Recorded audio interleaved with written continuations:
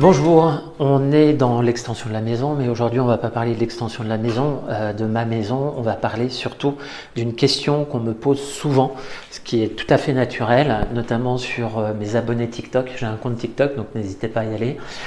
On me pose souvent la question, voilà, j'ai acheté ma résidence principale, j'ai un taux d'endettement de 30%, est-ce que je peux acheter tout simplement des biens et investir? Bah oui, oui, vous pouvez.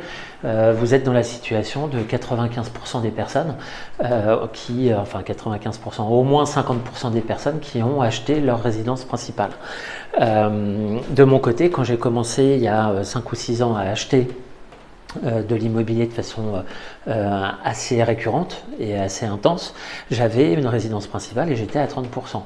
Alors comment on fait? Comment on fait? Il y a au moins 2 ou 3 points à prendre en considération. Tout d'abord, le premier point, c'est montrer au banquier que vous avez une capacité à mettre de côté chaque mois. Si à la fin du mois et à la fin de chaque mois, vous êtes à 0 ou que vous êtes à moins 50 ou moins 100 euros, vous commencez mal, tout simplement parce que le banquier veut avoir confiance en vous et en votre capacité d'emprunt et de rembourser surtout. Deuxième élément, il est nécessaire de tout simplement de répondre à la loi des 70%. C'est-à-dire que quand vous allez chercher vos biens, ce qu'il faut, c'est voir si le montant du remboursement correspond à 70% du montant des loyers bruts perçus. Exemple, vous achetez un bien à 100 000 euros, vous remboursez, alors c'est un exemple, hein, vous remboursez 1 000 euros par mois. Votre loyer est de 1 000 euros par mois, faut que vous remboursiez pas plus de 700 euros. D'accord.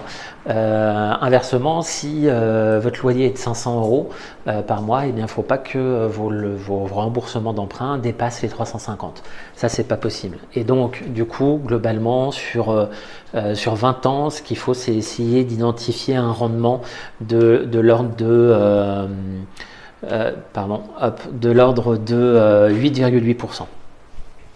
Troisième élément très important également, c'est réaliser un dossier qui soit le plus professionnel possible à donner à votre banquier. Alors qu'est-ce que j'entends comme dossier professionnel? C'est le descriptif du bien. Alors déjà, qui vous êtes?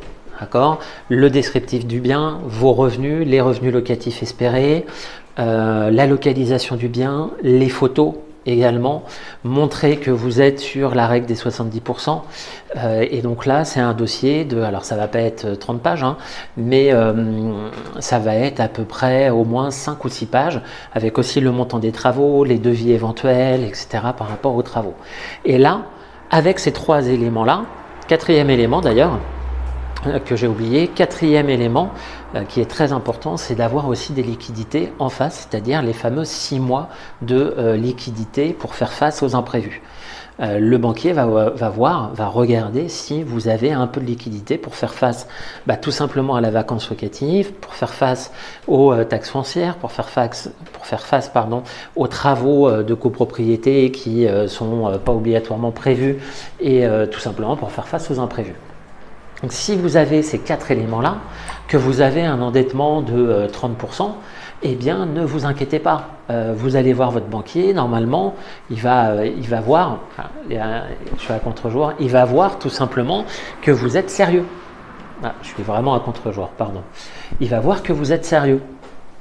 Donc ça, c'est quelque chose vraiment d'essentiel. Si votre banquier n'est pas très intéressé par votre projet, vous inquiétez pas. Vous allez voir d'autres banquiers ou alors vous allez voir aussi des courtiers en prêt. Eux auront l'habitude et pourront faire passer votre prêt.